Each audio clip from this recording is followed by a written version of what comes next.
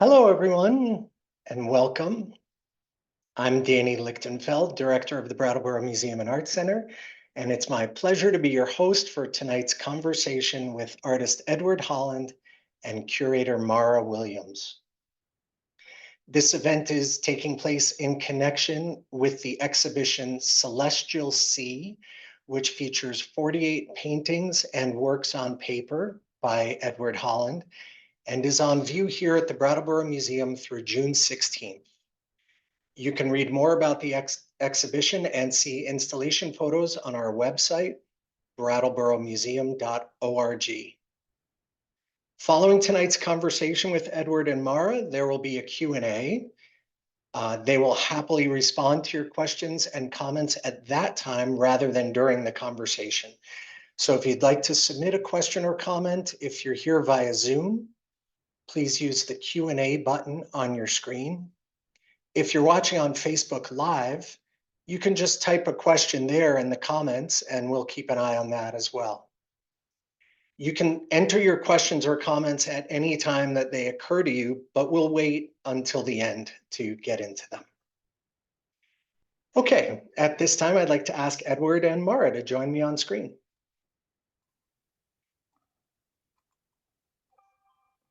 Hello. Hello to you both. It's great to see you. Thank you for doing this. It's nice to be seen, and thank you for having me. I'm going to disappear now, and I'll leave it to the two of you, and I'll come back on screen when it's time for the Q&A. So just let me know when you're ready for that. Thank you, Danny. Let's see. Oh, I'm unfrozen now. Good. There you go. It's hard to freeze me. It's hard to shut me up. So I am going to let you talk. Well, Edward Holland, whom I know as Ted, so I'm probably just going to call you Ted. That's fine. That's fine. I just want everyone out in the audience to know how wonderful a person Ted is, not just a wonderful artist, and how generous he has been. Ted worked for many, many, many years at Herschel Adler Modern, and he loaned us Elizabeth Turk's work, Maria Elena Gonzalez's work, so many over the years, it's hard for me to know. And I found out when he was here after one of the exhibits once, he saw some work in my house and he said, "How do you know Luddy Stein?" And I said, "Well, I was his grad assistant when I was at Syracuse." He said, "Well, I did my undergraduate work at Syracuse in painting." And I found out he had roomed with Kathy Keller of the Brattleboro Dance School's son. When he was out there, he knew McNeil's Brewery, and it was like old home week with this young man. But of course, because he had studied with Ludwig Stein and at an earlier point in his life had worked in a gallery that represented an artist that I know and love named Tucker Nichols from California, which he also saw that work on paper at my house. I said, "Well, let me do a studio visit." And lo and behold, he was a terrific painter, a thoughtful intellect, beyond his generosity and knowledge of the contemporary art world. And so we started working together to figure out how to do a show and how we could show enough of a body of work so it was comprehensive to give our audience at Brattleboro Museum and Art Center a chance to really do a deep dive into a very focused painting career, a very focused body of work. So Ted, how many years have you been working on the paintings that relate to Celestial Sea? 10 years. Okay, 10 so years. Ted has the longest body of work that I've done. Most series I've done would last like 2 or 3 years, and this has shown no signs of slowing down. Okay, so somehow he's fascinated both by the Western system of astrology and using that as a jumping off point for making work. You're doing paintings, considering all the surface qualities of paintings, all the painterly qualities of paintings. But they are multimedia paintings, and I'm excited. Before we show anyone who hasn't been to the Brattleboro Museum's and Art Center installation shots and actual work, and for those in the audience who have been to the museum and have seen the work, I'm really excited that Ted is in his studio and he's in front of the base layer of one of his large paintings. And so tell us about your ephemera collection first, and how you gather material and how you sort material, and then tell us about how you start structuring a painting. Okay, so I will start with, I have always collected paper ever since I was little. My parents took us to Williamsburg, Virginia when I was in 4th grade, and I still have a set of stationery I begged them to buy me on that trip that I still use in paintings. It's actually right there. So I've always somehow used paper and sort of collected papers. I didn't really know what for. And eventually, as I matured and was interested in art and pursuing art, collage was always a very important part of my process. And now each of these paintings start with a collage layer. That's the base layer.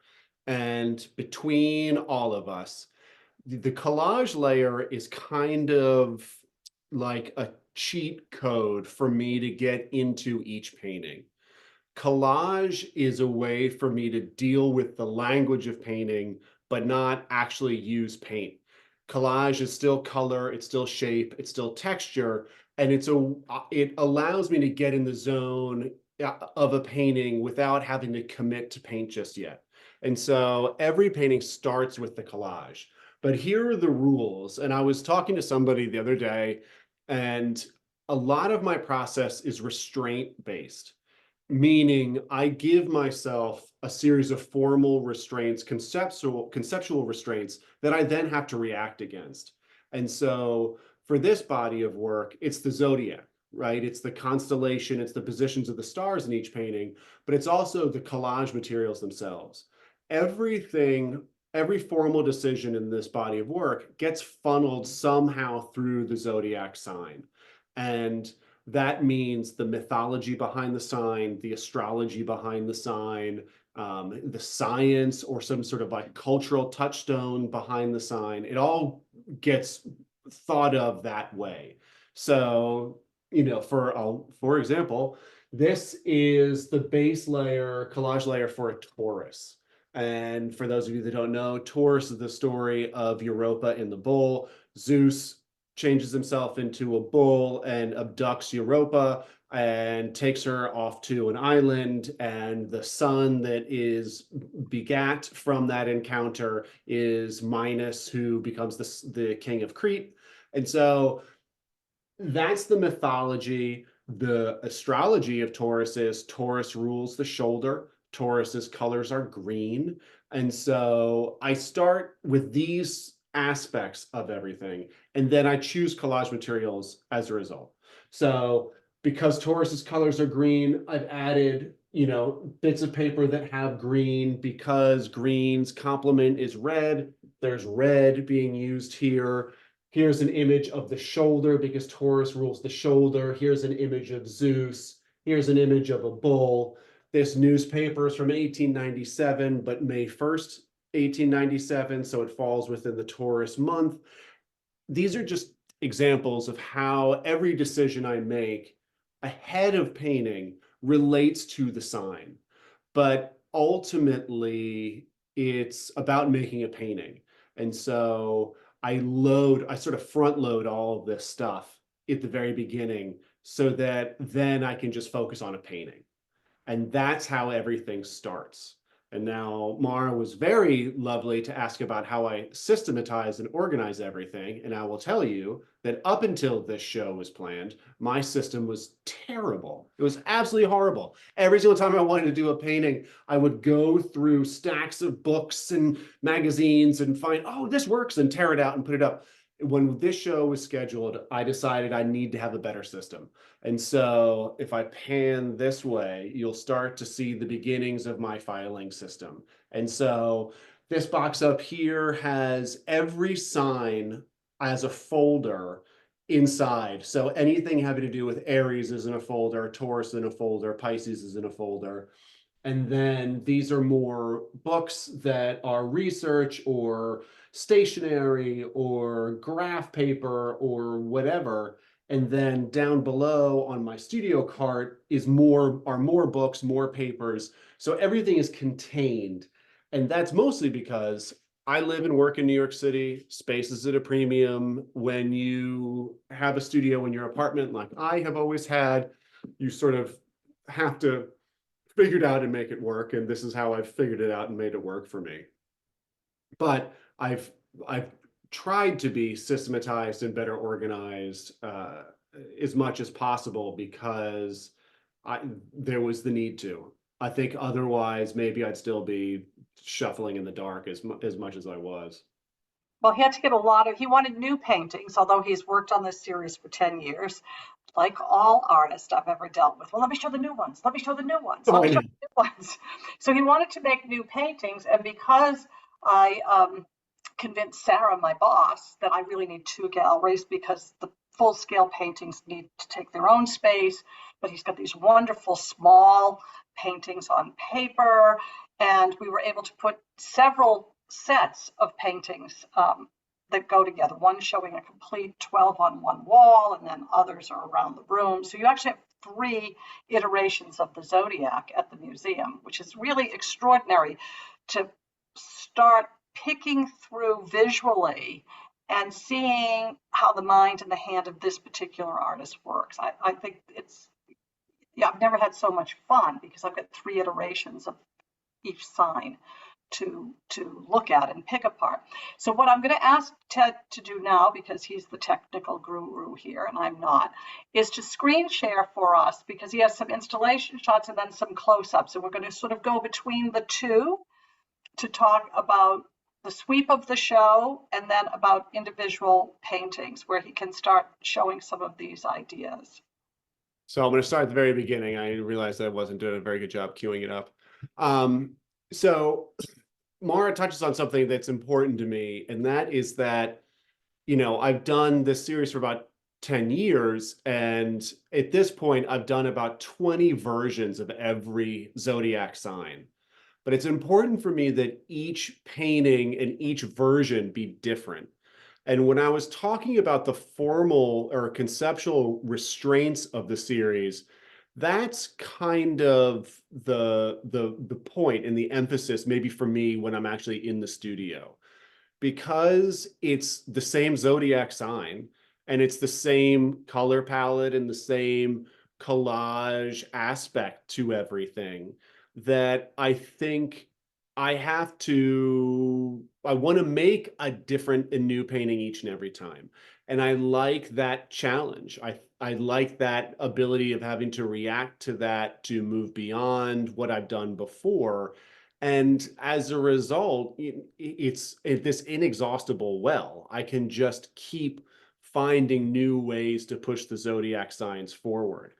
And as I'm touring you through the gallery, one of the things I did when we did this layout is that I plotted the locations of the paintings in relation to where those signs are in the night sky over Brattleboro at this time of year. And I'm going to go back through and we're going to go through it together. So this view looks due north from the gallery. And on your left, you have Aquarius. In the middle there, you have Capricorn, and on the right, you have Virgo. And as you tour through, now we're looking east. That's Virgo, Sagittarius, Scorpio. That's a detail of Scorpio. Scorpio's colors are black, which is why it's a very black and dark painting. That's Libra there on the right. And here's a detail of Libra. I'm a Libra. And so whenever I make a Libra, I tend to think about it as me. If someone I know, if I'm close to someone, when I do their sign, I tend to think about them or put things in there that remind me of them. There is a shot of this facing south in the gallery. On your right there, you have Leo. And then as you turn the corner, that's Leo and Cancer. Cancer on the left, Gemini on the right. It's a detail or a better shot of the Gemini. On the right there is Taurus. It's a detail of, or a better shot of Taurus rather. And then on the right there is Aries, and then Aries in Pisces. And that's all 12 as we rotate around. The entranceway into the gallery is just there on the right, that you can't really see. And so when we laid it out, I wanted to have that sort of sequential movement around the space. And I was actually very pleased with how it turned out. I think that, you know, you make these things in the studio and you don't really know what they're going to do when they're in the space, but I think it worked out quite nicely. And then Mara was kind enough to mention the works on paper, and this is the works on paper room just off of the gallery. And these are also arranged in the order of the signs as they fall in the night sky. And I'm just going to move through quickly, but you can see that I'm still dealing with the same language. It's still the same formal constraints. It's just on paper. It's much smaller. That shift in scale between the canvases and the works on paper really helps me stay honest and stay challenged, and it helps me work through problems. I don't want to make the same piece over and over and over again. That really does not appeal to me. Some artists are happy to do that. I am not one of them.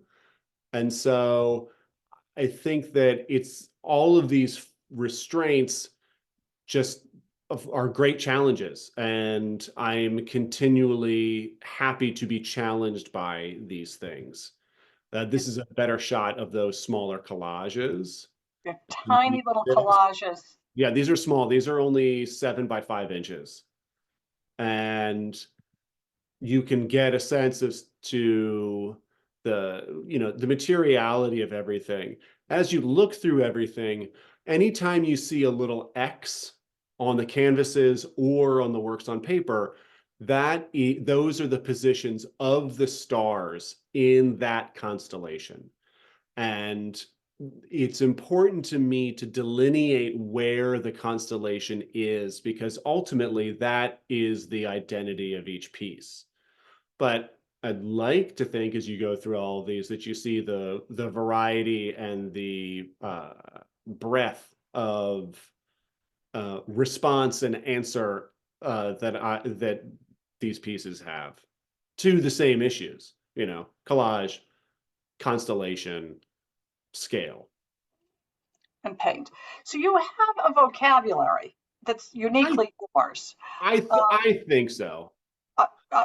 It's just looking at them, I hope everyone can sense that you know, his use of space goes between stasis and blocks, you segmenting with rectilinear form, and then this incredibly expressive use of paint. And some of the interesting things about the paint to me, that it's actually the paint that knits all of these blocks together. You know, most people think the superstructure is always the geometry underneath something. But to me, the tapestry-like quality of Ted's work relates to the texture aspect of how he's using paint. So if we could look at one of the large versions of the paintings, anyone, pick one. Okay.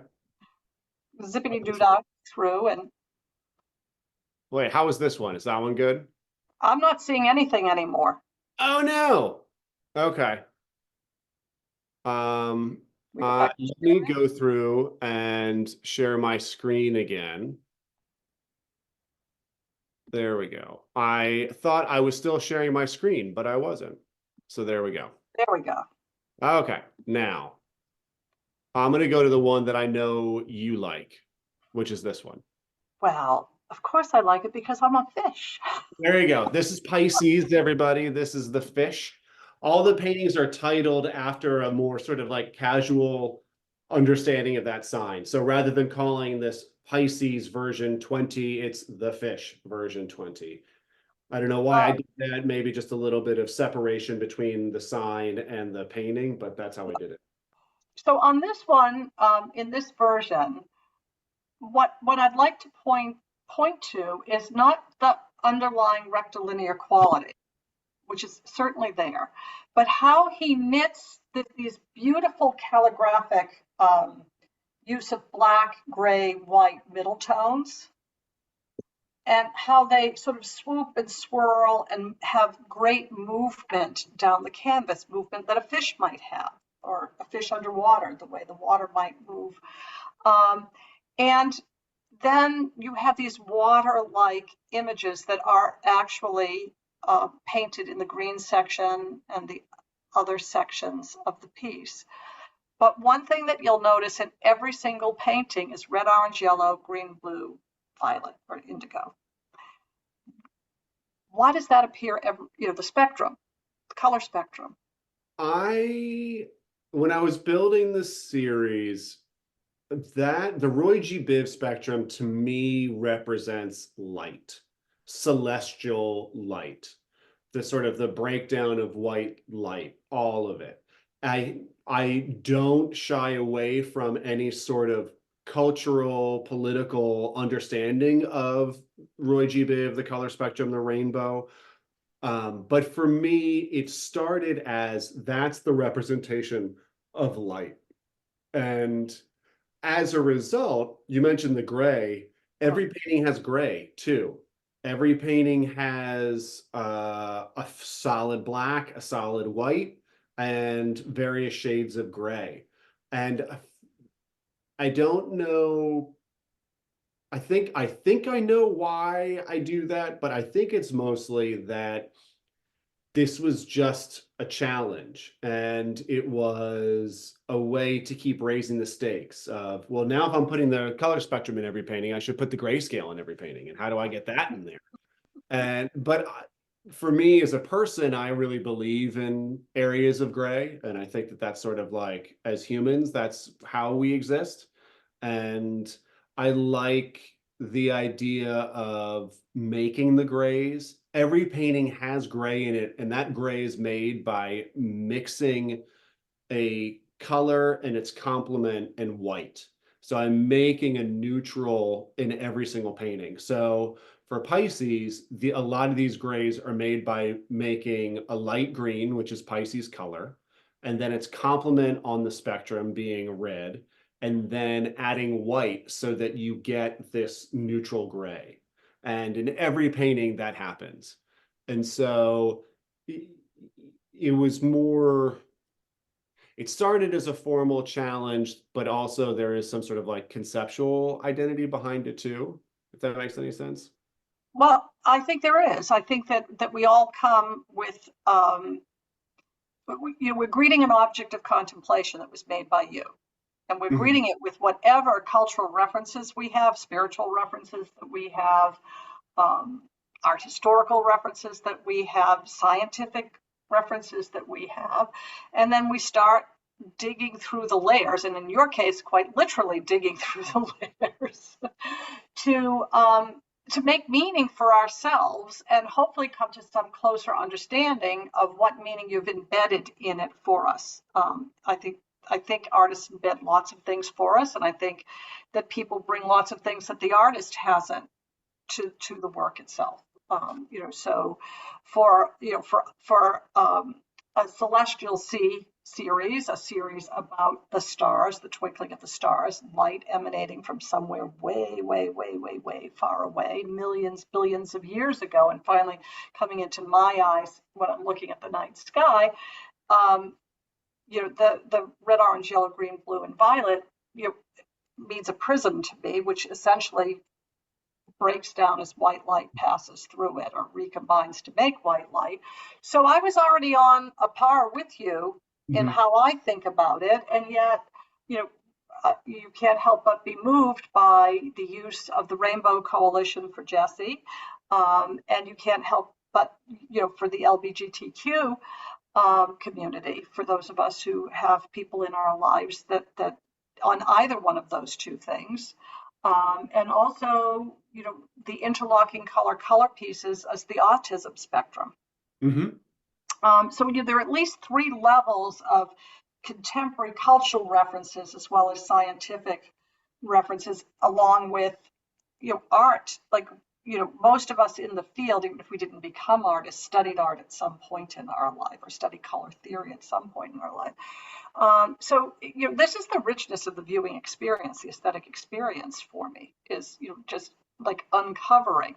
What's interesting to me about your pieces with the collage element, sometimes it's hidden, so it becomes a texture or a formal quality to the paint. I don't, usually you see that if you're looking at the flat black paint, and you'll see a rectangle or a torn piece of paper that is completely obliterated. We'll never know what it is.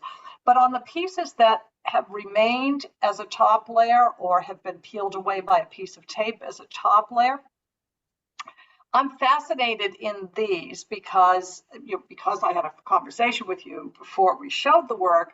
I figured, well, if I'm seeing a body part that relates to something that the sign governs. But there was a picture of JFK in one piece in your studio, and I was like, well, I wonder what JFK is doing here. Is this sign November when he died? And I was like, no, that's not the November sign. But how do you come to know when you see a picture from the 1960s of JFK, what his sign is or what happened in history? Like, how do you know those things? God bless Google. A lot of times, a lot of the times it's, oh, here's a really nice, weird photo of JFK. Well, when did he die? Or when was he born? And then I throw it in that folder for saving for another day. I try to, when it comes time to making the art, the painting, I try to get my brain out of the way as early and as quickly as possible. It's about, I just want to make the painting at a certain point. And so when I'm doing the collage, when I'm planning things out, that's when you figure out when was he born? What's the myth? What is this picture? What could this represent? So that when it's time to push paint around, I don't have to think anymore. I just want to focus on the painting.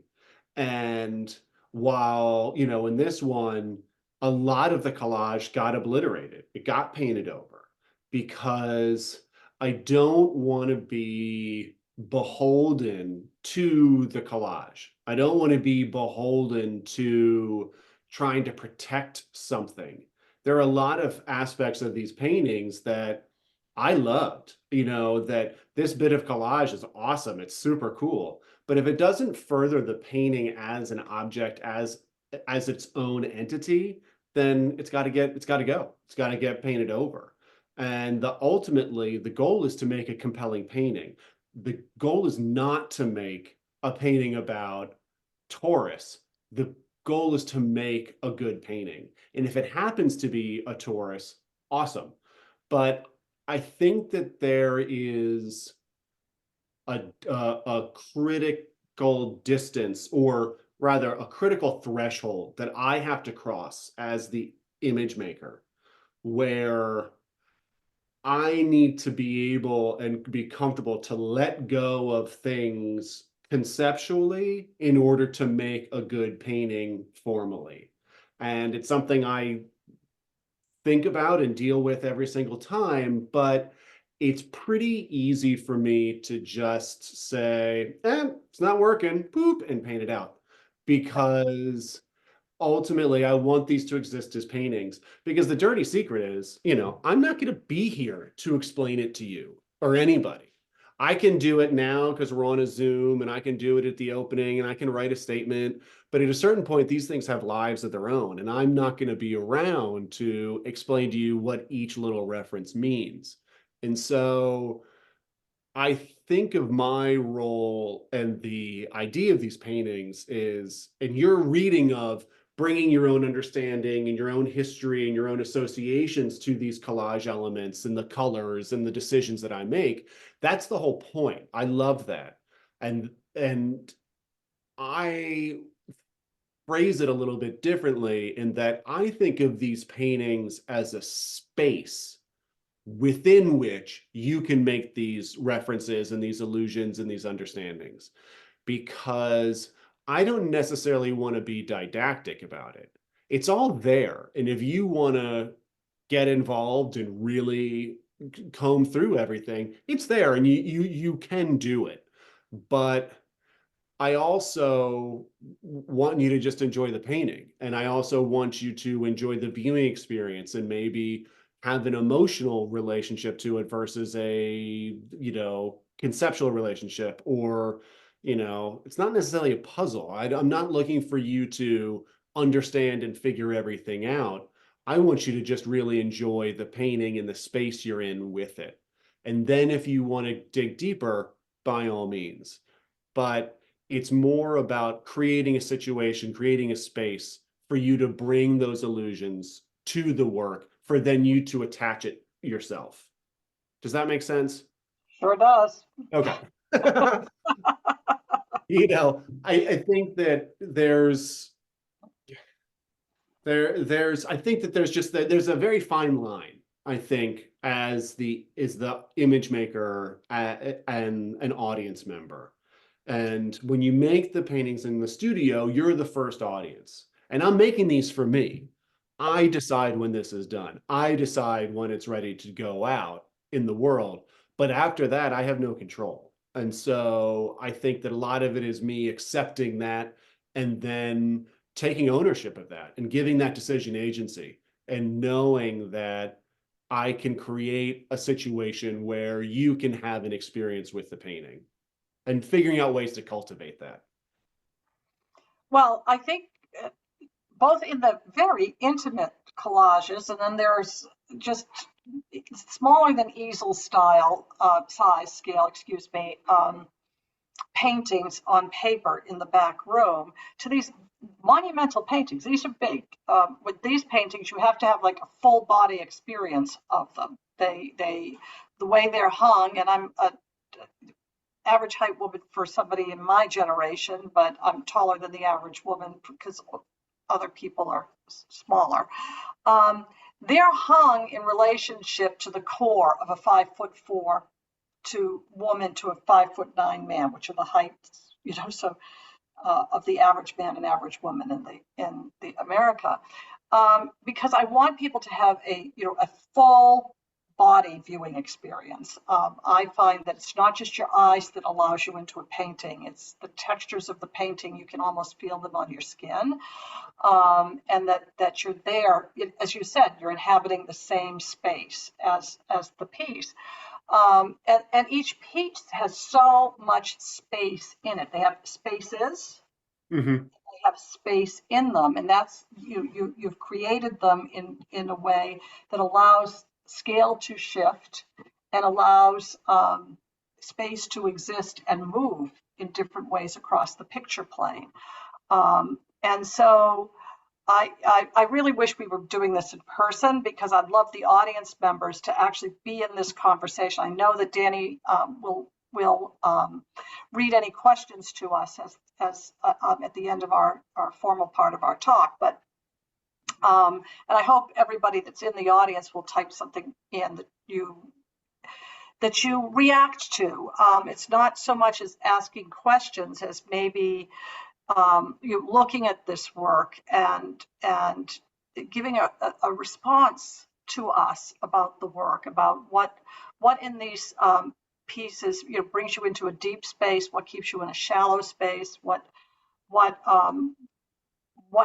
emotional connections that you might have to the work as you're seeing it on the screen, or if you're a local audience or have traveled to see the show and you've experienced it in the paint in person.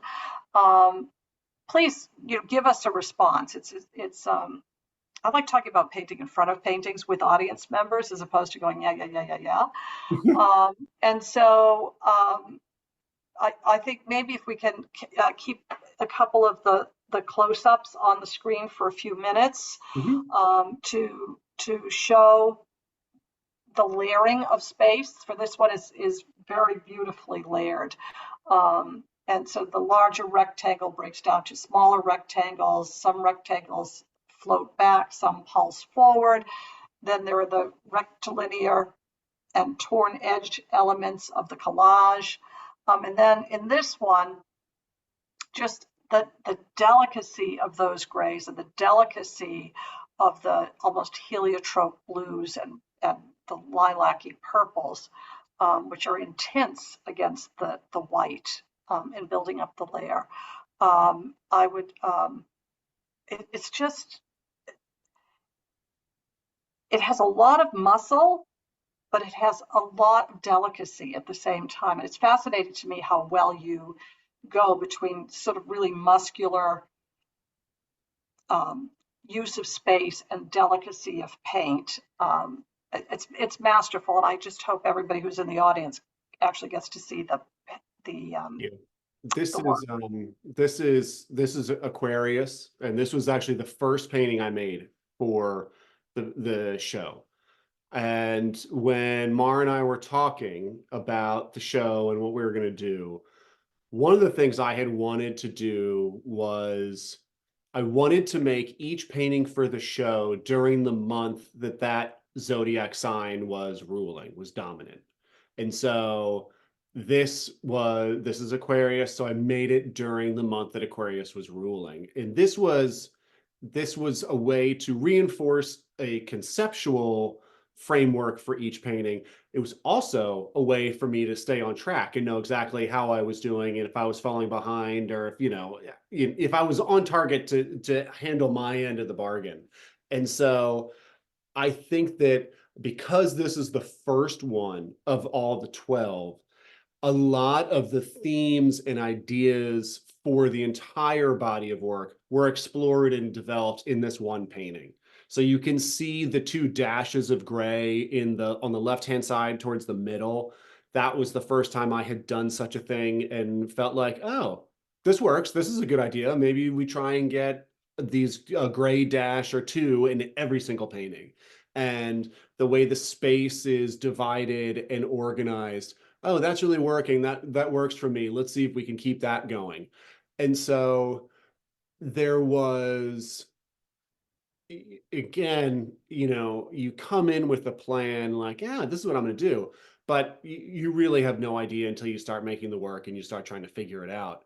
But I think I got lucky that the first painting ended up being something I was really engaged by, and that allowed me to keep moving through so that when I get to a Scorpio, which is sort of towards the back half of the year, I think I was back on target at this point. I sort of fell off the wagon a couple times, but the same idea of organizing of space, that layering, but also the really laying into and relying on the collage elements to come forward into space, right? If the collage elements come forward into space and if they stay flat and you read them as collage, that actually allows the paint itself to recede and to fall back a little bit. And so when I'm building these things, I really want to play with your understanding of what is surface and what's not, and what's collage and what's not. And I think that for me, it's a way to stay engaged, but I also think it ultimately makes for an engaging painting itself. I would agree. So tell us about, I make reference in my essay that the final little twinkling X's represent the stars, and they seem to glint and glint. But you have a lot of structured X's in your paintings. And running along the rectangle, where you're dividing rectangles with X's or double X's, double chromosome over here. So tell us about your use of the X. I love the paradox that is painting. I think that painting inherently is paradoxical, and I like exploiting that. Its illusion but it's not an illusion. It's surface, but there's not surface. I think it's weird and it's funny ultimately, but I love the paradox of an X. That X marks the spot. It shows you where you are, but you also X something out if you don't want it there. And so all of a sudden, this one simple mark can mean two fundamentally different things. And so it was just something I started doing. I liked the idea that I can draw attention to a space in a zone, but then also negate it in the exact same moment. And so that was just a conceptual, formal thing that developed, and I really enjoyed it. And I would just put it in there as wherever it made sense. I try not to do it too much. Maybe I do it too much, but I think that I just like that game. You know, there's a really nice history of gamemanship and art. And I think that there are a lot of things artists do as jokes to themselves and because they're funny and it keeps them engaged. You know, when you make a ton of these and you're in the studio working every day and you're slogging through something, you're gonna put little things in there to let you stay focused. And I think that the X is one of those things for me, at least. Okay. I love how it divides space too, though. And of course, when you have the Yeah. two intersecting lines, sometimes they're very graphic, as in this one, but Mhm. in other ones, you've actually played with shadow, illusionistic, almost illusionistic space around the X, as Yes. opposed to graphic space. Yeah, I'm trying to think of where is one where it's a good illusion. Maybe back in this one, in this Libra, I think Yeah, it's yeah, hard to see, but there's some drop shadow yes. in this one. If you look in the upper right, upper left, lower right, and lower left, I've added a drop shadow, but then the shadow's not there when it crosses into the center. And so, you know, again, I want these things to exist spatially, and really feel like some things are really close to the surface and other things are recessed. And the X, as you said, is a really good way to mess with that because it tends to flatten things out. But if you layer them and compound them, all of a sudden things are not flattened out at all. And you have a real clear idea of what's on top of something else. And again, I just love that ability to set an expectation and then subvert it. I think that's something I really try to deal with and look for in my paintings. Where just when you think this thing's on top, there's this one little moment where, oh no, that's actually at the bottom of everything. Mhm. So talk to me about the paint you use. Are you Mhm. using acrylic, a It's acrylic. combination? It's acrylic. I use a mix of about 3 or 4 different acrylic mediums. I was painting in oil, and my studio's in my home, and my wife became pregnant with our first child, and we both decided let's not paint with oils and solvents all the time in a space where we're baking a human. And so I switched to acrylic. And I got to tell you, I think I prefer it at this point. I figured out a way to get my mediums in there so it behaves like oil. And I like the immediacy. I like the um, honesty of acrylic.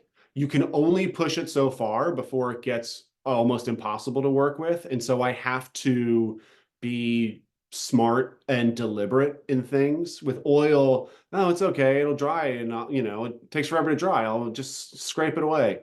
Acrylic, I don't have that option. I really need to know what I'm doing and be deliberate in decisions. And that helps. That helps me. Mhm. And so these are all acrylic, the collage, even the glue that I use is an acrylic medium glue. And so it's all there and it all helps, right? I don't have to waste time waiting for things to dry. It helps me stay in the zone, I think. Good, good, good. Well, you going back to the fish in particular, um, No good. the delicacy of this one. It's so fluid. I was wondering actually if it, particularly the green rectangle at the center top. Mm-hmm. It's just so fluid and delicate. I was wondering if it was they now have water-based oils. I don't have a lot of experience looking at them yet because it's a fairly new medium. I was wondering if you were using that. I'm not. And so that the green rectangle itself, Mhm. it's actually the tissue paper from my dry cleaner next door. Oh, So whenever I get, you get dry cleaning back from your dry cleaner and they put that tissue paper in, mhm. my dry cleaner ends up cycling through all different colors. And there was a moment where he had green. And so I saved it because it's great. And that's what that is. And then there's acrylic washes on top of it. But that flat green that you see in the center towards the top, that base green is just the tissue paper itself. Okay, and then what about on my screen to the right of it? There's more green with peach and like three black dots in the center.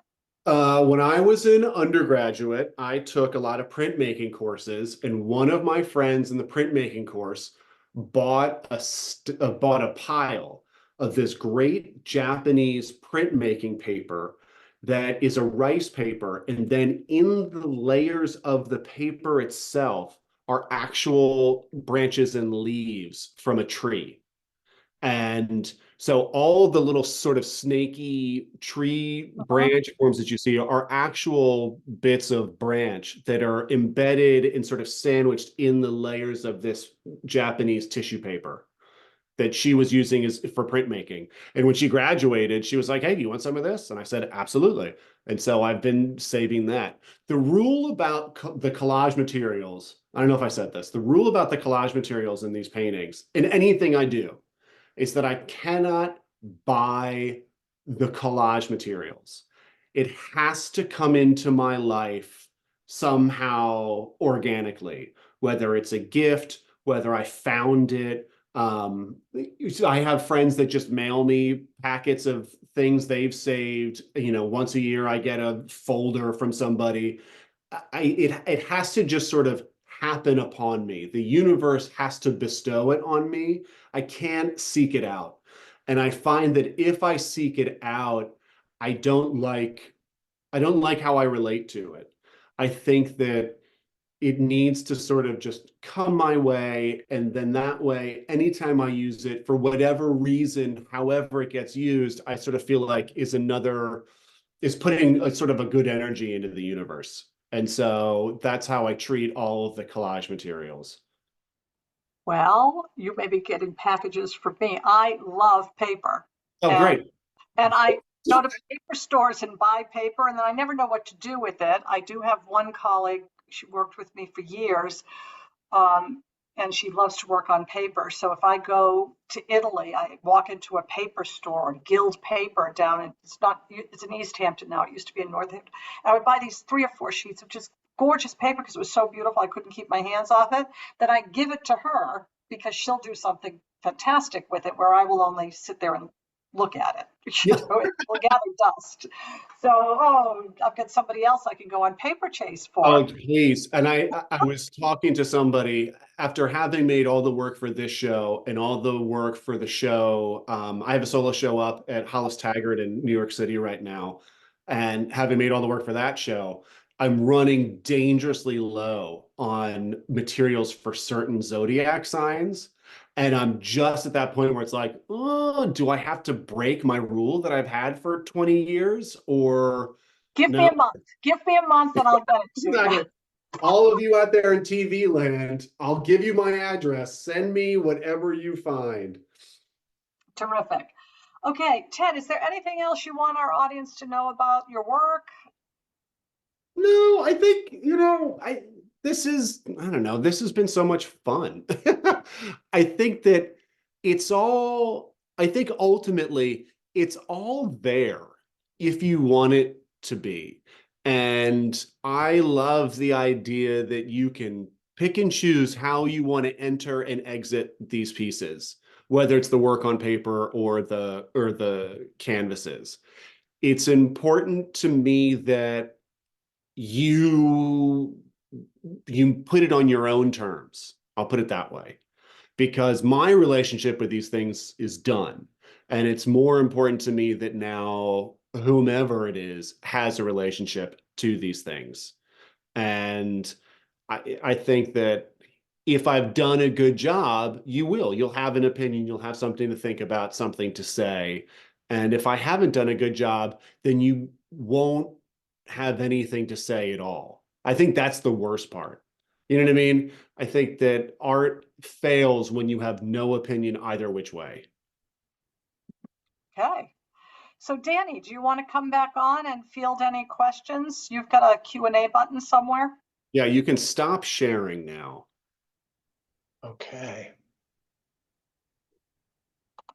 This has been fabulous. Thank you both so much. I have a number of questions that are coming in a variety of ways. So why don't we just dive right in? Right. Mary Beth said, amazing. And then what she asked, I think you ended up speaking to. So Mary Beth asked, could you please speak about your use of / the significance of the straight crossed lines, which you ended up speaking to, and regarding materials, are you using acrylic, oil, watercolor paint? Thank you, and you spoke to that as well. Then Mary Beth followed up and asked, would Ted be willing to show us more around his studio and all the materials he's collected? I can show you some. I mean, it's not as romantic as it used to be. You know, I will say there are a lot of other materials that I do use. I use acrylic paint in the collage, but I also use a lot of graphite, colored pencil, paint markers, pens, a whole mix of sort of like penny mark making things. But it's acrylic is the only paint I use. I don't use watercolor. I don't use gouache. I don't use oil. A lot of the lines, though, that you see are going to be graphite or colored pencil. What else do I have that's kind of fun? I mean, I can. My studio is modest. It's small. It's New York City. Everybody makes it work. But, you know, some fun things that I've been saving. I don't know who's watching. There was, you know, if anybody on here knew me at Syracuse as an undergraduate, if you remember the house I lived in, the house we had next door to us was initially, when I first moved in there, it was rented by a Chinese family, and the parents were students at Syracuse. And when they moved out, they threw away stacks of these, would essentially feel like to me highlight magazines for children. But I grabbed a stack full, and after all these years, all I have left are these two. And so it's just stuff in my life, you know. I think probably for my wife and family, they're probably sick of all these musty papers everywhere. But in the folder, you know, if I can show you how I organize it, if I go down here, and here are all of my file folders for each and every sign. And each one is labeled, I don't know if you can read it if it's backwards, but each one is labeled with the sign, its date, the color, the parts of the body that it rules, and then just notes for me on the background myth and where it comes from. And so it's just a way to sort of stay organized. And I've done the exact same thing. If you look up in the upper right corner, right, this sheet right there, up there, I have the exact same thing written out for each and every sign. Because even after 10 years, I still have to remind myself the dates of some of these things, and, you know, what's the mythology, all that kind of stuff.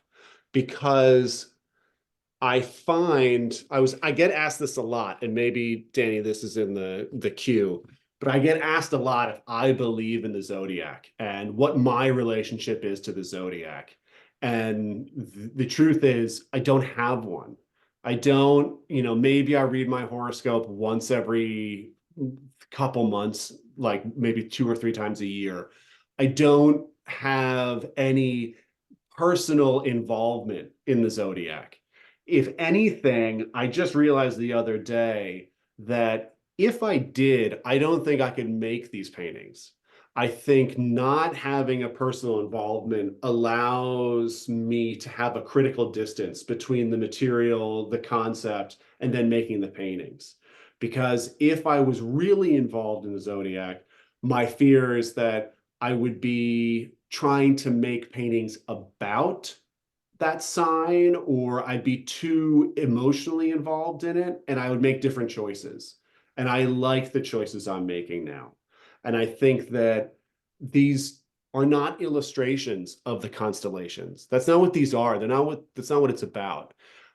Ultimately, I think these paintings are about humanity's need to make meaning and understand something, and how the myths, the astrology, all those things are grafted into and onto our lives, but they're ultimately there for us to try to understand something or make sense of our lives or the world around us. And I think that it's interesting to me that humans have done this for millennia and will continue to do it. And I think that there's an overlap between that and art making and painting in particular, that there is this ability to have an obsolete system for delivering information, but we keep going back to it and we keep putting importance to it and we keep having romantic relationships with it.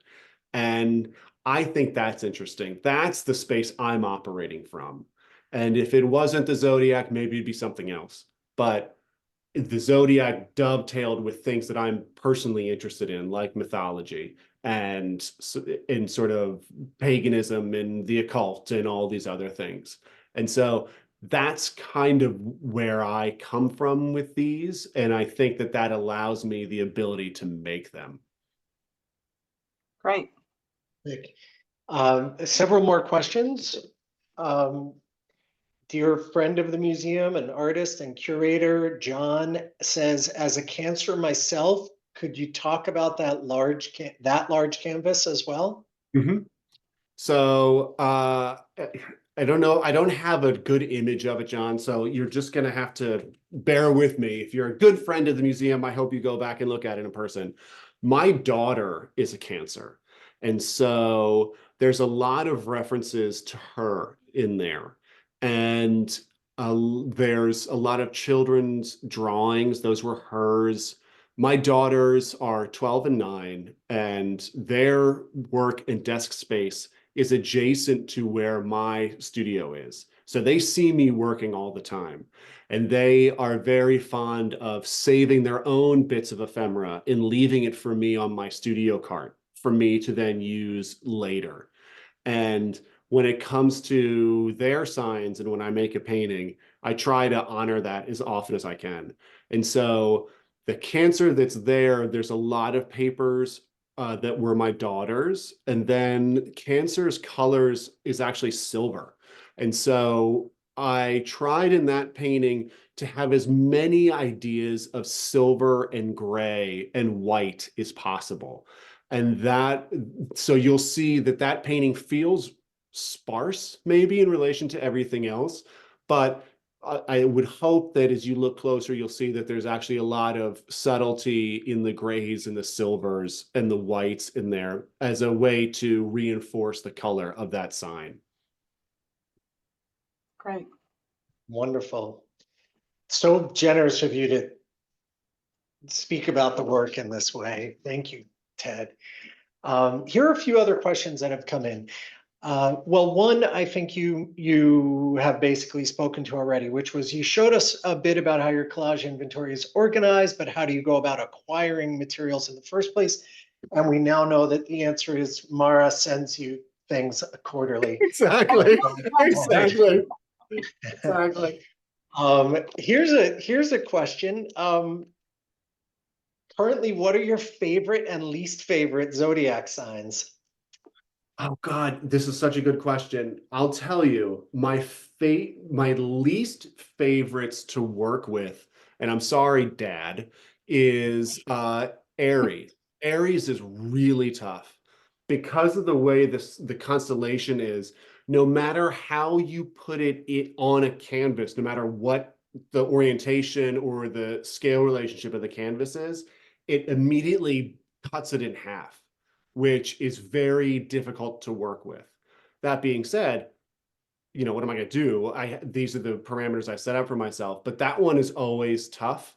And I find that the closed off, those constellations where the stars themselves create a contained shape, like Capricorn or Sagittarius and Aquarius, where there's an enclosed shape, those are difficult to work with as well because it immediately feels like there's a delineation of this is on top and this is behind. It creates a foreground background relationship really early on in the painting process. And for me, I find that annoying because I like to mess with your idea of foreground background relationship, and I don't like having that be dictated to me so early on in the process. Mm-hmm. Mm-hmm. Wonderful. You're going to say your Um, favorite? oh, your favorite, yeah. Favorite. What is my favorite? I don't, let me look. I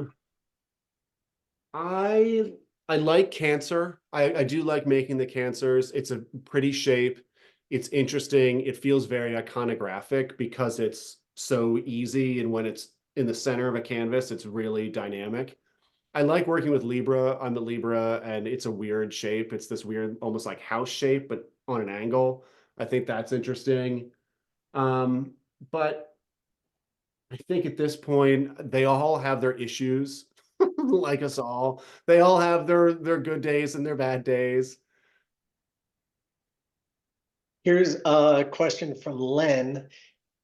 Is each set of 12 works meant to stay together?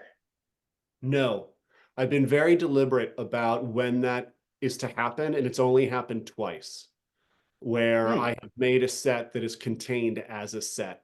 And in the Brattleboro show, there is a group of 12 small 7 by 5 inch collages. They're pretty much only collage and graphite and maybe ink. And that is one of those few sets that is to stay together. I made the two sets that stay together actually made during COVID lockdowns. When the world shut down, I spent the first couple months with my parents in Rutland, Vermont, and made 12 there as a way to stay sane. And then we spent a couple months with my in-laws in North Carolina. And again, I made another set of 12. And so those are pretty much the only ones that were meant to go together. Now I'm wondering, are these 12 that are with you all, is that another group that is not to be broken up? I don't I don't know yet. And I say that only because I try to treat them not that way. I wanted them to maybe have their own autonomy. And so we'll see. But as of right now, there's only two sets of 12. Mhm. Thank you. And Len also asks, are you working on other bodies of work other than the Zodiac stuff? No, no, I've done other bodies of work, but when I'm in a series, I'm in a series and that's it. I don't have another whole other body of work going. My brain, I don't think my brain could process that, to be honest.